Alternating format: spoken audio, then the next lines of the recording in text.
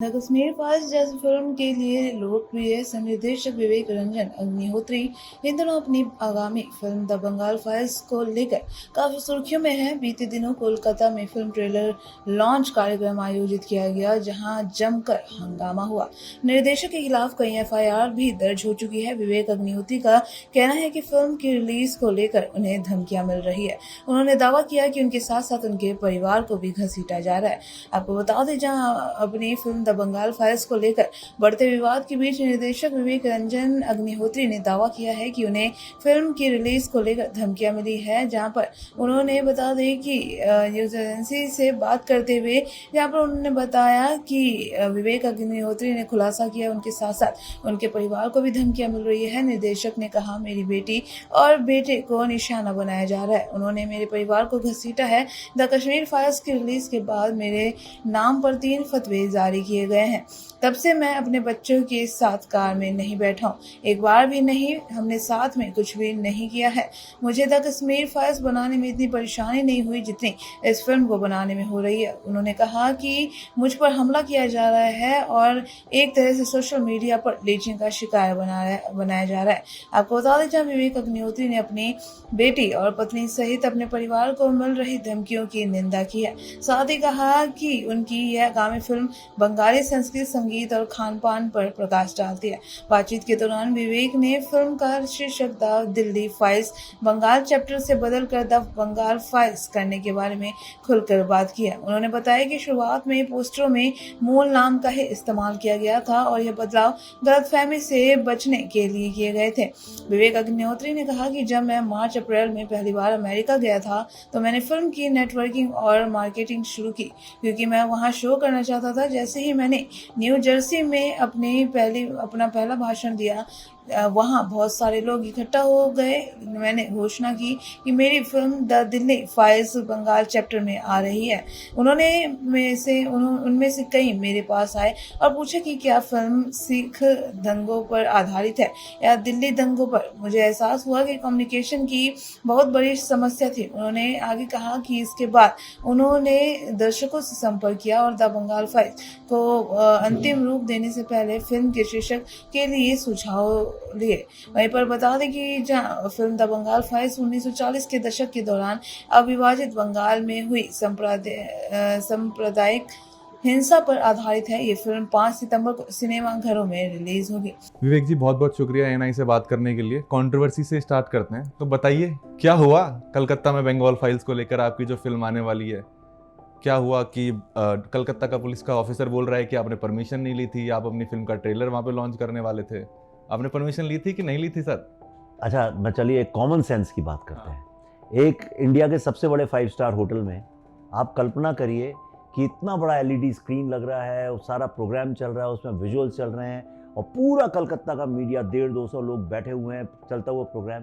क्या ये संभव है बिना परमिशन के करना? संभव नहीं। हम और आप जैसे पॉडकास्ट कर रहे हैं, सडनली कोई घुसा है, अभी पुलिस वाला का परमिशन का है, वरना कैसे आप एंटर कैसे कर सकते हैं प्रेमिस? ये सब बातें देखिए, गवर्नमेंट्स इंडिया में इतने लूप होल्स हैं कि गवर्नमेंट के पास इतने पावर्स होते हैं, कुछ भी निकाल सकते हैं, जब जो चाहें कोई भी चीज़ निकाल सकते हैं। और परमिशन यानी कोई बात करने को तैयार हो, एक आदमी आया, उसे तार काट दिए, कहने लगे अब आगे बात आप करिए, अब आप कुछ कर ही नहीं सकते हैं। तो वो पहले से डिसाइडेड था। एक्चुअली मेरे से गलती हो गई कि बहुत सारे लोग लिख रहे थे कि आपका तो यहाँ होने ही नहीं देंगे। हमको मल्टीप्लेक्स जिसमें हम कर रहे थे पहले, वो कैंसिल किया गया। जैसे ही मैं एयरपोर्ट पे उतरा मुझे पता चला वो कैंसिल हो गया है। हमने दूसरे मल्टीप्लेक्स से कांटेक्ट किया, वो कैंसिल हो गया। उनने बोला कि सर हम पॉलिटिकली सर्वाइव नहीं कर पाएंगे यहाँ पे अगर हमने दिखा दिया तो और यही यहाँ होटल के साथ हुआ, सेम थिंग। और उसके बाद मेरे को वही जो टॉप अथॉरिटीज़ ने मना किया था, मैंने मुझे किसने कहा है, तो बोला टॉप अथॉरिटी। उसी रिलायबल सोर्स ने फिर मुझे बताया कि they had a problem with couple of things in the trailer और इसलिए उसको बंद किया गया। क्या वजह रही इस फिल्म को बनाने की? बंगाल फाइल्स, पहले इसका नाम दिल्ली फाइल्स था, फिर आपने नाम चेंज कर दिया। 1946 में कलकत्ता में जो राइट्स हुए थे उसको लेके बनाई गई है। कुछ लोग कहते हैं आप ऐसी पोलराइजिंग फिल्में बनाते हैं जिससे हिंदू मुस्लिम में डिवाइड है वो ज़्यादा बढ़ता है। अगर कुछ जख्म है वो भर गए हैं या वो वहीं पे हैं, आप उन्हें बार बार कुरेदने का काम करते हैं। आपको लगता है जख्म भर गए? तो पहलगाम क्यों हुआ, मुर्शिदाबाद क्यों हुआ? हर दिन हिंदुस्तान की हर टीवी चैनल पे हिंदू मुस्लिम डिबेट क्यों होती रहती है अगर भर गए तो? राइट? मैं पोलराइज करता हूँ। अगर आप सोसाइटी में प्रॉब्लम बंद कर दीजिए, मैं पोलराइजेशन फिल्म पे नहीं बनाऊंगा। जब सोसाइटी ही पोलराइज्ड है, एज अ स्टोरी टेलर मेरा काम है ये बताना कि सोसाइटी में क्या चल रहा है। सती प्रथा जब होती थी तो लोग उस पर कहानियाँ लिखा करते थे।